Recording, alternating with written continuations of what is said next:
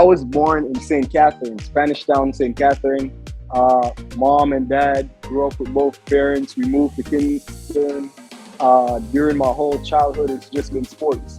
So everywhere I went, it was always somewhat of me being in the shadow because my older brother, he was a world youth Olympic and stuff champion. He is one of the greatest high school athletes in Jamaica's history.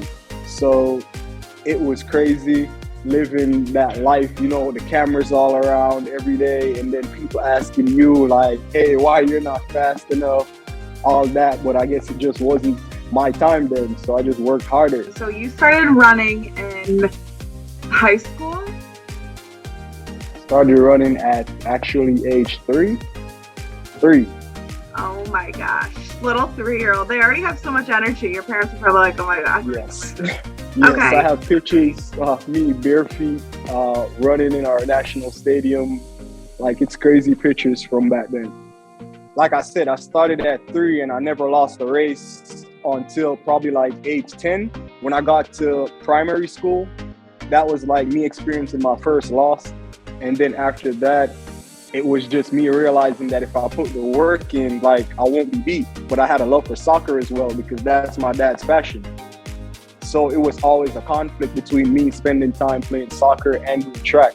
So while I was playing soccer, I wouldn't spend as much time focusing on track to get where I need to be.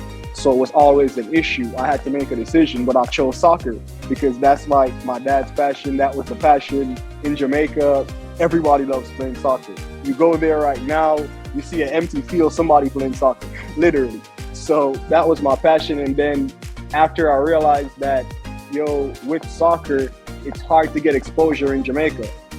So it was like, do I want to do this and just be another hometown hero or hometown legend, or do I actually want to go somewhere with professional sports or whatever? So I chose track because of how Bold had marketed us and how everything was in time. So I started going harder at track. I went to high school, Calabar High School. That's one of the most prominent high schools back home for track and sports, period. Went there and the competition was fierce because you're competing against world Olympic champions in high school. How do I do this? I'm gonna have to quit soccer full time. Made a decision like, hey, I want this because I seen what it had done for my brother. He signed to Adidas at age 17 or 18, straight out of high school. He went professional for track, and he was Usain Bolt's teammate in 2008 in high school. He made the world championship team. So it was like track opened so many doors. So it was like, all right, this is what I'm going to focus on. If I put some more work in, we can go a little further. And then I started going further. I went to the Penn Relays. I got several scholarship offers from Division I schools, professional contract offers to stay back home. And I was like, hey, what am I going to do? Like, just keep working harder. Kept working harder and made a choice. Came here to Ohio, went to Central, and then when I realized that, me actually putting the work in, so much can get accomplished, I just never looked back.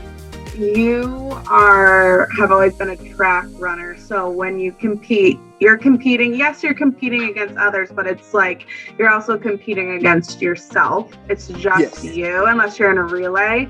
How do you feel now coming on, you're joining a sport where it's like all hands on deck, you have to work together?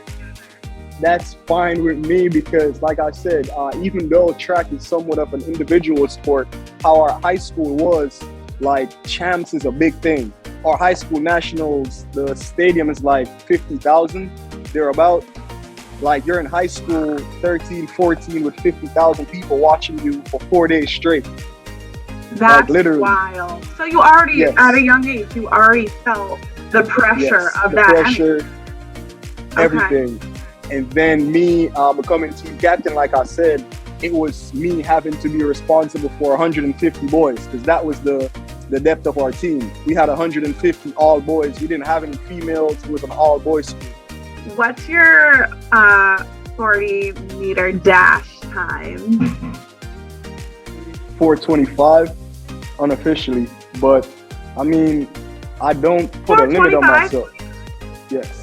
Okay, so when you come, can we do some racing? Have you raced against guys? Maybe have you raced against like the owner, the team president? Like put it to the test. That's fine with me. Okay. That's fine with me. Would you rather win an Olympic gold medal or an NAL trophy in the championship? Right now, at first, if this was 2 years ago, it would have been an Olympic medal outright. But now, because all my energy, focus, time is into football, it would be whatever fruits that come with that labor. So it would for me, it would be a trophy from the NAL. Like, I'm not putting in all this work. If it was for the Olympics, then yeah. But right now, my focus is football. So I just want everything I can get and more. When you're training, what does your diet look like? What does your game day diet look like? But when you can eat whatever you want, like what's that going to be? My game or in-season diet, I try to stay on a strict diet because I gain weight easily. That's with the food that we have back home, and everybody can basically cook, so everything just smells tasty. You want to eat everything, and there's no limits to what you can eat. So I've always had trouble with my weight, which is why I have to work as much, but like twice as hard to make sure that I'm in shape, everything. So I try to not eat as much. I'm like avocado toast to some extent. Crazy enough, I've tried it. It works.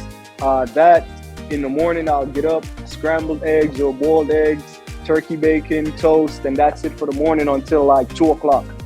After my workout, I have a shake, and then I have some pasta. Normal day, get me some jerk chicken, some rice and peas, some ribs, everything you can think of with sweets, actually. That still is to this day. If you know me for real, I sleep with like, I think it's like the 5-pound bags, the M&M, beside my bed, like every night. Like that's on my the go-to other. snack That's before on the bed. other pillow. You're on one pillow. Your 5-pound bag M&M's on the other pillow. You just wake Every up. single You're night. half asleep. The middle of the day, you just eat some M&M's. I fell asleep. Crazy enough, it was an issue because I fell asleep and almost choked with one, so it was scary. Like, I was eating it in my sleep, God. basically. That's another level. That's Like, I really have a sweet tooth. It's a problem.